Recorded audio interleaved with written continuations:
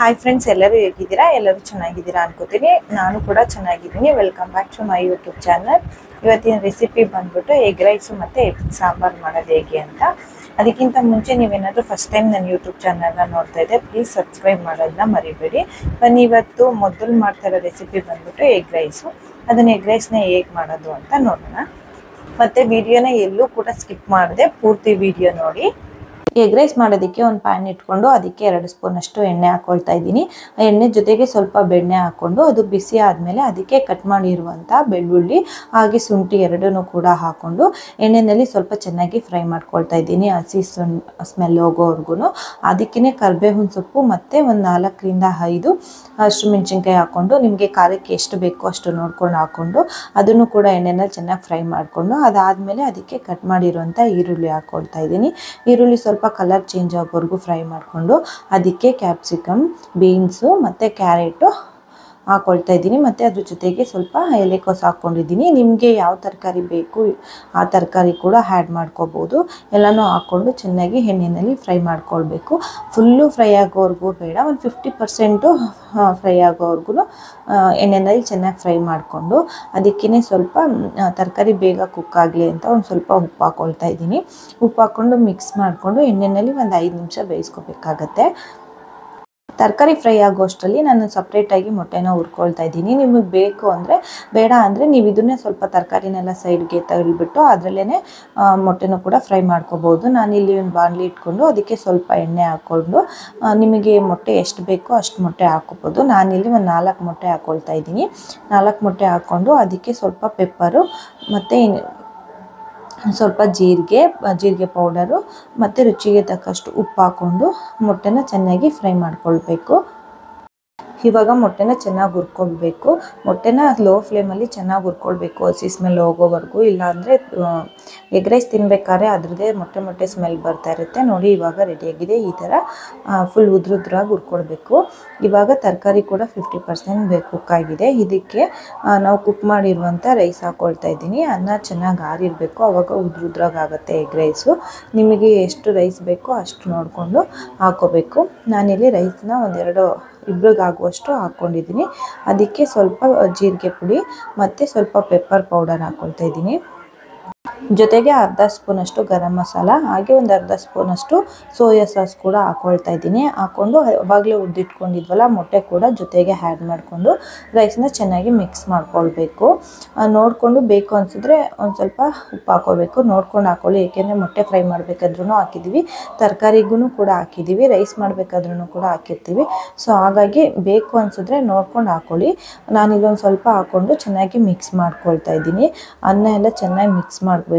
ಆ ಥರ ಮಿಕ್ಸ್ ಮಾಡಿಕೊಂಡು ಕೊನೆಯಲ್ಲಿ ಸ್ವಲ್ಪ ಕೊತ್ತಂಬರಿ ಸೊಪ್ಪು ಹಾಕ್ಕೊಂಡ್ರೆ ಎಗ್ ರೈಸ್ ರೆಡಿಯಾಗಿರುತ್ತೆ. ನೀವು ಒಂದ್ಸಲ ಟ್ರೈ ಮಾಡಿ ಹೇಗಿತ್ತು ಅಂತ ಹೇಳಿ. ನೋಡಿ, ಎಗ್ ರೈಸ್ ರೆಡಿಯಾಗಿದೆ. ನಾನು ಸ್ವಲ್ಪ ಜಾಸ್ತಿ ತರಕಾರಿ ಯೂಸ್ ಮಾಡಿದ್ದೀನಿ. ನಿಮ್ಗೆ ಇಷ್ಟೊಂದು ಇಷ್ಟ ಆಗಲ್ಲ ಅಂದರೆ ಸ್ವಲ್ಪ ಕಡಿಮೆ ಯೂಸ್ ಮಾಡ್ಕೊಳ್ಳಿ. ಹಿದ್ಕಿದ ಬೇಳೆ ಸಾಂಬಾರೇ ತುಂಬ ಟೇಸ್ಟಿಯಾಗಿರುತ್ತೆ. ಅದ್ರ ಜೊತೆಗೆ ಮೊಟ್ಟೆ ಹಾಕ್ಕೊಂಡ್ರಂತೂ ಇನ್ನೂ ಸಖತ್ತಾಗಿರುತ್ತೆ. ಬನ್ನಿ, ಅದನ್ನು ಹೇಗೆ ಮಾಡೋದು ಅಂತ ನೋಡೋಣ. ನೋಡಿದ್ರಲ್ಲೇ ಎಗ್ ರೈಸ್ ಹೇಗಿದೆ ಅಂತ ಟ್ರೈ ಮಾಡಿ ಕಮೆಂಟ್ ಮಾಡಿ. ಇವಾಗ ಎಗ್ ಸಾಂಬಾರು ಮಾಡ್ತಾಯಿದ್ದೀನಿ. ಎಗ್ ಸಾಂಬಾರಿಗೆ ಹಿದ್ಕಿದ ಬೇಳೆ ಹಾಕ್ಬಿಟ್ಟು ಎಗ್ ಸಾಂಬಾರು ಮಾಡ್ತಾ ಇರೋದು. ಬನ್ನಿ, ಅದನ್ನು ಹೇಗೆ ಮಾಡೋದು ಅಂತ ನೋಡೋಣ.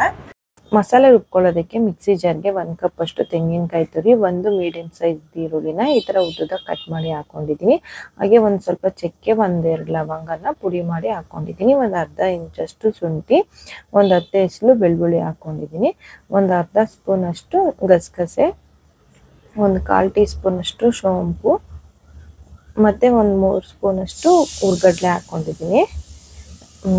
ಮತ್ತು 1-2 ಸ್ಪೂನು ಧನಿಯಾ ಪೌಡರು, 1 ಸ್ಪೂನಷ್ಟು ಚಿಲ್ಲಿ ಪೌಡರ್ ಹಾಕ್ಕೊಂಡಿದ್ದೀನಿ. ನೀವು ಧನಿಯಾ ಪುಡಿ ಮಾಡಬೇಕಾದ್ರೆ ಚಿಲ್ಲಿ ಪೌಡರ್ ಹಾಕಿದರೆ ಬೇಡ.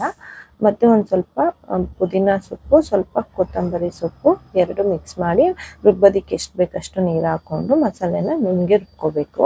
ಇದು ನೋಡಿ, ಈ ಥರ. ಇವಾಗ ಒಂದು ಕುಕ್ಕರ್ ಇಟ್ಕೊಂಡು ಅದಕ್ಕೆ 1-2 ಸ್ಪೂನಷ್ಟು ಎಣ್ಣೆ ಹಾಕ್ಕೊಂಡು 1 ಮೀಡಿಯಮ್ ಸೈಜ್ ಈರುಳ್ಳಿನ ಸಣ್ಣದಾಗಿ ಈ ಥರ ಕಟ್ ಮಾಡ್ಕೊಂಡಿದ್ದೀನಿ.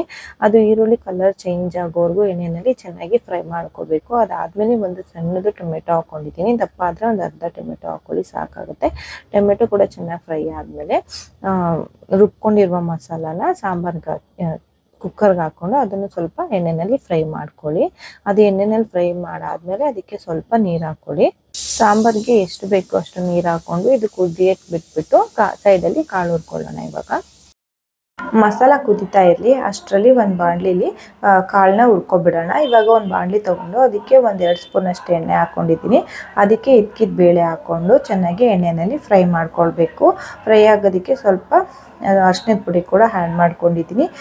ಕಾಳು ಕಲರ್ ಚೇಂಜ್ ಆಗಬೇಕು ಅಲ್ಲಿವರೆಗೂ ಫ್ರೈ ಮಾಡ್ಕೊಳ್ಳಿ. ಒಂದು 5-10 ನಿಮಿಷ ತೊಗೋಬೋದು ಅಷ್ಟೇ, ಅಷ್ಟೊಂದೇನು ಬೇಡ ಅನಿಸುತ್ತೆ. ನಾನು ಮೊಟ್ಟೆ ಸಾಂಬಾರು ಮಾಡ್ತಿರೋದ್ರಿಂದ ಒಂದು ಮೊಟ್ಟೆನ ಕಾಳು ಜೊತೆ ಹಾಕ್ಬಿಟ್ಟು ಫ್ರೈ ಮಾಡ್ಕೊಳ್ತಿದ್ದೀನಿ, ಚೆನ್ನಾಗಿರುತ್ತೆ ಅಂತ. ನೋಡಿ ಇವಾಗ ಮೊಟ್ಟೆ ಕೂಡ ಚೆನ್ನಾಗಿ ಫ್ರೈ ಆಗಿದೆ.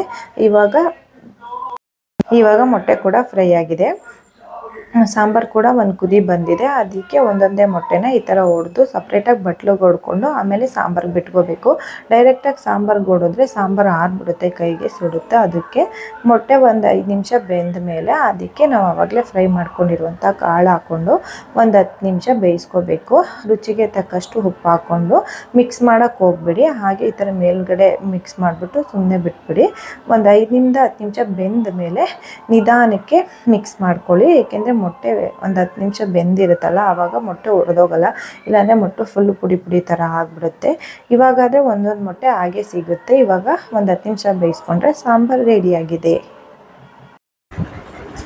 ಎರಡೇ ರೆಸಿಪಿನ ಟ್ರೈ ಮಾಡಿ ಹೇಗಿತ್ತು ಅಂತ ಕಮೆಂಟ್ ಮಾಡಿ ತಿಳಿಸಿ. ನಿಮ್ಗೆ ಯಾವುದಾದ್ರೂ ರೆಸಿಪಿ ಬೇಕು ಅಂತ ಹೇಳಿದ್ರೆ ಅದನ್ನು ಕೂಡ ಕಮೆಂಟ್ ಮಾಡಿ. ವಿಡಿಯೋ ನೋಡಿದ್ದಕ್ಕೆ ಧನ್ಯವಾದಗಳು. ಸಬ್ಸ್ಕ್ರೈಬ್ ಮಾಡ್ಕೊಳ್ಳೋದನ್ನ ಮಾತ್ರ ಮರಿಬೇಡಿ.